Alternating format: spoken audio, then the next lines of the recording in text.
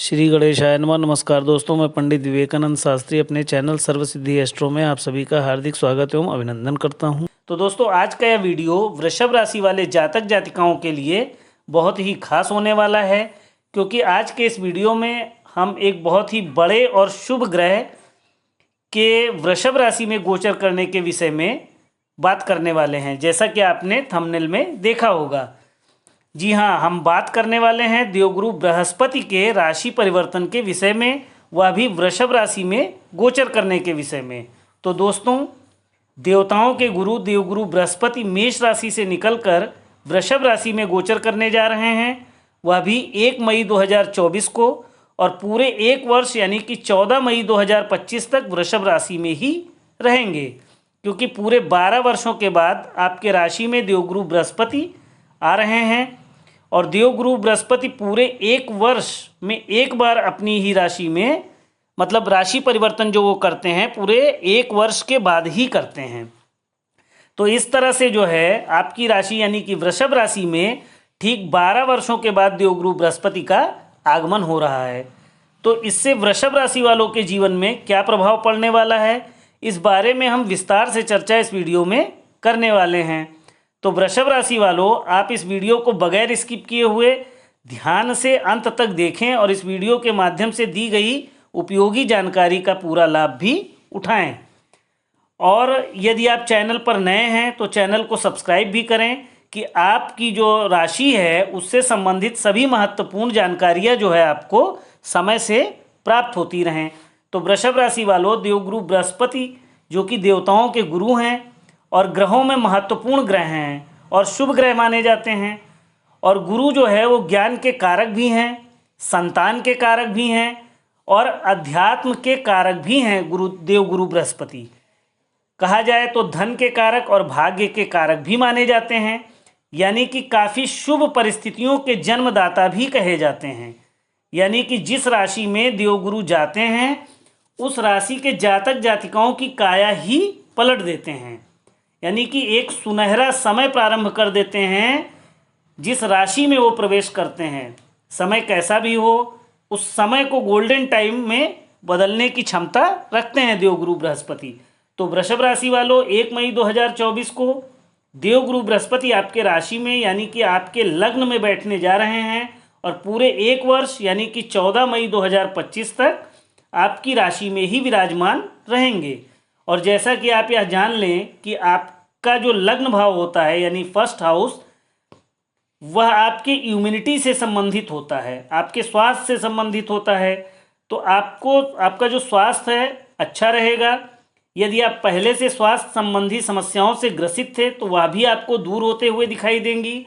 और आपके लग्न भाव में देवगुरु के आने से आपके अंदर जो है ज्ञान कोश बढ़ेगा, यानी ज्ञान आपके अंदर का बढ़ेगा, आपकी नॉलेज बढ़ेगी। आप अपने ज्ञान को बढ़ाने के लिए जो प्रयास करते हैं, मतलब प्रयास करते हुए देखे जाएंगे, और आपके अंदर आध्यात्मिकता को भी बढ़ाएंगे देवगुरु बृहस्पति। यानी कि आपका जो धर्म के प्रति, मतलब आप अगर आस्था नहीं रखते थे तो आप धर्म के प्रति भी आस्था रखने लगेंगे। यदि आप धार्मिक कार्यों में रुचि नहीं लेते थे तो आप धार्मिक कार्यों में रुचि लेने लगेंगे।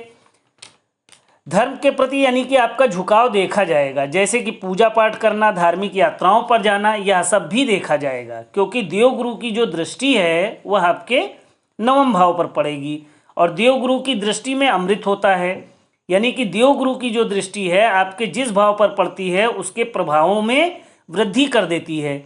और देवगुरु की दृष्टि वृषभ राशि के 5वें भाव, 7वें भाव और 9वें भाव पर पड़ रही है, यानी कि आपके 5वें भाव, 7वें भाव और 9वें भाव पर देवगुरु की अमृत समान जो दृष्टि है वो पड़ रही है। तो वृषभ राशि वालों, आपके जीवन पर देवगुरु के इस राशि परिवर्तन का जो महत्वपूर्ण प्रभाव होगा वह यह होगा कि आप यदि कुछ गलत कार्य कर रहे थे, कुछ अनैतिक कार्य कर रहे थे, तो आपको यह समझ में आ जाएगा और आप उन कार्यों को छोड़कर अच्छे कार्यों की तरफ अग्रसर होंगे, यानी मुड़ेंगे। आपका मन जो है आपको गलत कार्यों से हटकर अच्छे रास्तों पर ले जाएगा।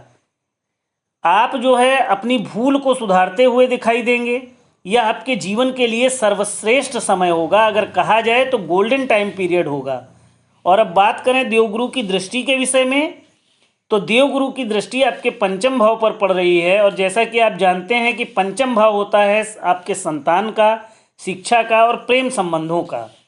तो देवगुरु की ये जो शुभ दृष्टि है आपके पंचम भाव पर पड़ने से आपके संतान पक्ष के लिए काफ़ी अच्छा रहेगा। यदि आप फैमिली प्लानिंग कर रहे हैं, संतान के लिए प्लानिंग कर रहे हैं, तो यह समय उसके लिए काफ़ी शुभ समय रहेगा। और शिक्षा के संबंध में भी अच्छा रहेगा। यदि आप विद्यार्थी हैं, स्टूडेंट हैं और उच्च शिक्षा हायर एजुकेशन के लिए प्रयास कर रहे हैं, तो उसमें भी आपको सफलता मिलते हुए दिखाई देगी। यदि आप पढ़ना चाहते हैं, कोई अच्छी एजुकेशन लेना चाहते हैं, तो उसके लिए भी काफ़ी अच्छा है। और यदि आप टीचिंग लाइन में जाना चाहते हैं, शिक्षक बनना चाहते हैं, यानी आप पढ़ाना चाहते हैं, तो उसके लिए भी काफ़ी अच्छा समय दिखाई दे रहा है। बात करें आपके प्रेम संबंधों की, क्योंकि पंचम भाव पे जो दृष्टि है वो प्रेम संबंध से भी रिलेटेड है, तो आपके लव रिलेशन के लिए भी यह समय जो है 1 वर्ष का, यह काफ़ी अच्छा रहने वाला है। अब देवगुरु की दृष्टि जो आपके सप्तम भाव पर पड़ रही है, तो सप्तम भाव जैसा कि आप जानते हैं आपके वैवाहिक जीवन का यानी दाम्पत्य जीवन का होता है, पार्टनरशिप का होता है और आपकी इनकम का होता है, यानी आपकी आय का होता है। तो देवगुरु की अमृत समान जो दृष्टि है आपके सप्तम भाव पर पड़ रही है, तो वृषभ राशि वाले जो विवाहित हैं, जो अविवाहित हैं यानी अनमैरिड हैं, उनके विवाह के योग भी बनते हुए नजर आएंगे। और जो विवाहित हैं उनकी मैरिड लाइफ के लिए भी काफ़ी अच्छा रहेगा। तो यह देवगुरु का राशि परिवर्तन जो है, यदि आप पार्टनरशिप में काम कर रहे हैं, साझेदारी में कोई व्यवसाय कर रहे हैं, कोई काम कर रहे हैं, तो उसके लिए भी काफ़ी अच्छा रहेगा। अब देवगुरु की दृष्टि जो है वह आपके भाग्य भाव पर पड़ रही है, यानी कि आपके नवम भाव पर पड़ रही है। तो यह और भी सोने पे सुहागा जैसा होगा, क्योंकि आपका भाग्य इस दौरान बहुत प्रबल हो जाएगा, बहुत ज़बरदस्त आपका भाग्य आपका साथ देगा, क्योंकि भाग्य के भी कारक देवगुरु माने जाते हैं और दृष्टि भी उनकी आपके भाग्य भाव पर पड़ रही है।